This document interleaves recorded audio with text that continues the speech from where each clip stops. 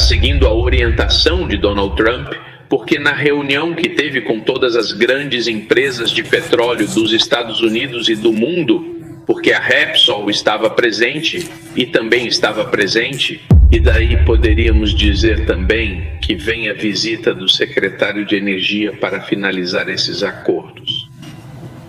Quando se observa isso em perspectiva e se vê tudo o que está acontecendo, pode-se dizer que aqui o elemento petrolífero é um dos que está atuando com mais força neste momento que estamos vivendo. Veja o projeto de Trump viável. Tem muitas questões, muitos questionamentos, porque prefere a estabilização à legitimidade, porque a legitimidade está em Edmundo e Maria Corina, mas a estabilização está em Delcy Rodrigues, que está fazendo um experi. É isso mesmo, em 10 minutos terminamos a entrevista, meu queridíssimo e estimado.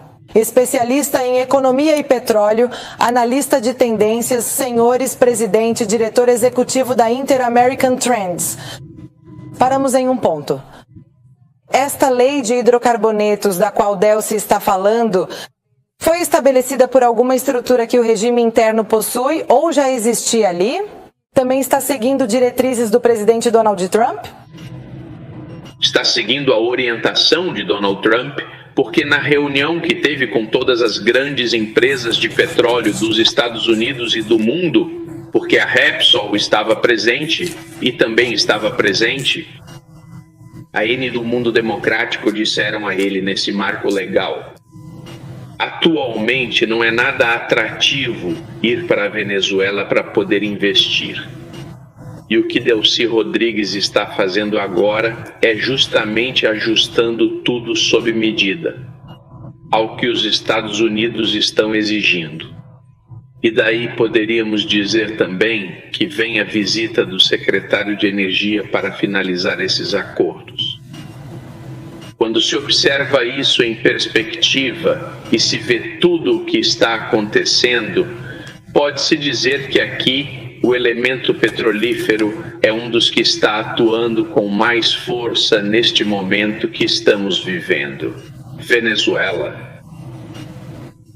A transição democrática é essencial, porque tudo está conectado para que essa indústria tenha as condições ideais e gere os recursos necessários para criar novos empregos e um fortalecimento da estabilidade econômica. Porque, ao introduzir dólares na economia, veremos uma melhoria gradual na taxa de câmbio. Não vamos ter essa diferença entre o bolívar oficial e o bolívar real. Em paralelo, veremos que toda uma série de atividades econômicas poderá ser realizada, permitindo o crescimento econômico dentro do país. Era exatamente esse o ponto que eu queria abordar. Vocês têm alguma análise sobre o valor que o salário mínimo deveria ter na Venezuela, se realmente já deveria ser dolarizado, porque sabemos que é a moeda que circula até fisicamente dentro do país? E qual seria um valor ideal de salário mínimo que poderia trazer uma melhora significativa nas condições e no poder de compra dos venezuelanos, que neste momento estão ganhando cerca de $1 por mês? Vejam bem, houve uma pergunta que eu não cheguei a responder, que foi: com que pessoal vai contar a indústria petrolífera? Com pessoal vai contar, desculpe. A indústria petrolífera, as empresas que vão para a Venezuela. Claro, eles vão trazer as equipes técnicas, os que vão contratar na Venezuela, as equipes de engenheiros, os modelos, eles vão trazer esse pessoal. E eles pretendem contratar na Venezuela a mão de obra qualificada, o trabalho técnico ou o operário. Quer dizer, porque temos os profissionais, engenheiros, certo? Em todas as áreas. Temos os nossos técnicos, que cuidam de toda a parte de controles operacionais e mecânica. E temos os operários. Técnicos especializados e operários vão ser contratados na Venezuela, quase com certeza. Então, quando você fala de salário mínimo, certo? Estamos falando do valor do salário mínimo da administração pública do país. Não estamos falando dos salários que vão receber aqueles profissionais que estão na indústria petrolífera, porque é um cenário diferente. Eles vão ter outros incentivos, mas para ter uma economia como a que estamos vendo, que neste momento está desamparada, poderíamos estar falando para motivar a demanda interna de todo o país, o consumo, estaríamos pensando em levá-la a uns 400, 500 dólares mensais. Atualmente, o salário mínimo encontra-se abaixo de $1 se compararmos com o paralelo. Então, esse grande salto é o que vamos começar a observar ao ir. Porque como vai, a diferença entre o dólar paralelo e o dólar oficial vai se fechar totalmente. Porque haverá mais dólares disponíveis na economia. Então, poderíamos passar a observar gradualmente a recuperação do salário real.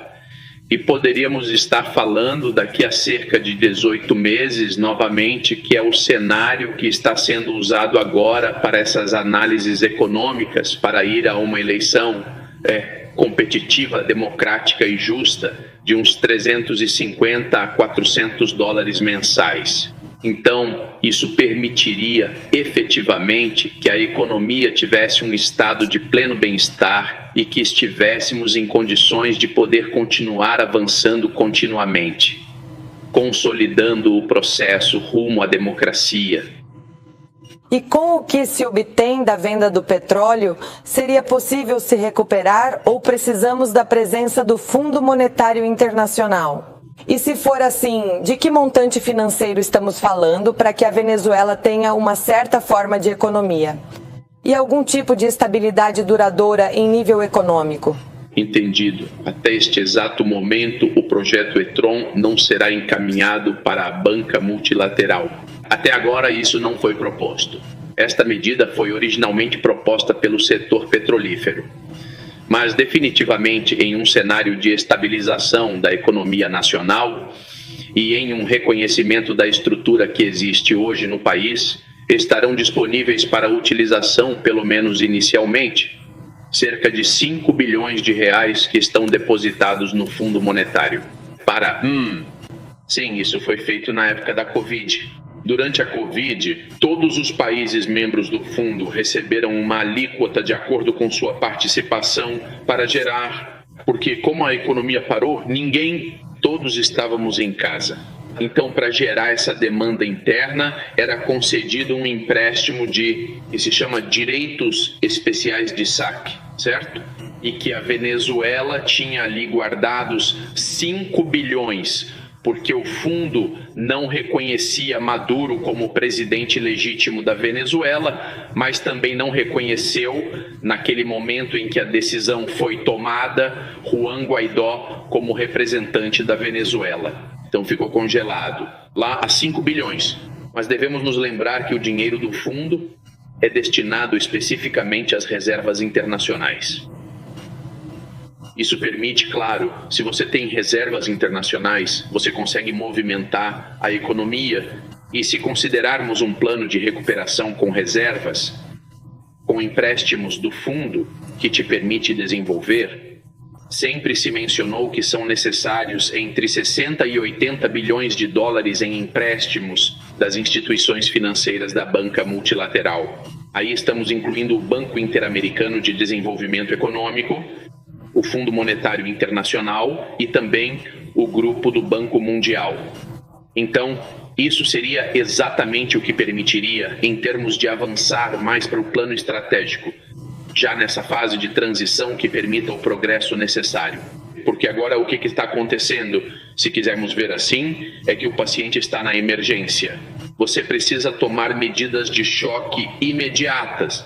E a medida de choque é colocar rapidamente a economia ou a indústria petrolífera para que gere efetivamente todos esses recursos que permitam uma melhora, ir estabilizando, conseguir que a economia flua e que se alcance um estado significativamente melhor do que o atual, que é um estado fora da lei, um estado que vive do tráfico de entorpecentes, do ouro, do contrabando de petróleo e ir normalizando o país para chegar a um momento em que um governo legítimo possa avançar em tudo, usar todas as suas capacidades, incluindo a banca multilateral, e começar novamente para que o país avance rumo a um futuro melhor? Agora, só em 30 segundos. Você acha isso viável e em quanto tempo? Já para encerrar. Veja o projeto de Trump viável. Tem muitas questões, muitos questionamentos, porque prefere a estabilização à legitimidade, porque a legitimidade está em Edmundo e Maria Corina, mas a estabilização está em Delcy Rodrigues, que está fazendo um experi. Bem, meus caros amigos, estamos então já nos despedindo deste nosso programa. Agradecemos ao senhor Antônio de la Cruz, que nos deu uma visão técnica e extremamente clara sobre o papel fundamental que a economia e o petróleo estão desempenhando neste momento tão importante que a Venezuela enfrenta para a sua estabilidade. Muito obrigado. Queremos agradecer a todos vocês pela companhia. Eu me despeço convidando vocês a continuarem sintonizados na EVTV por meio de todas as nossas plataformas. Estaremos novamente aqui com La Grieta na segunda-feira às 6 da tarde. Por agora me despeço pedindo que continuem lutando com todas as suas forças para alcançar sonhos, metas e objetivos.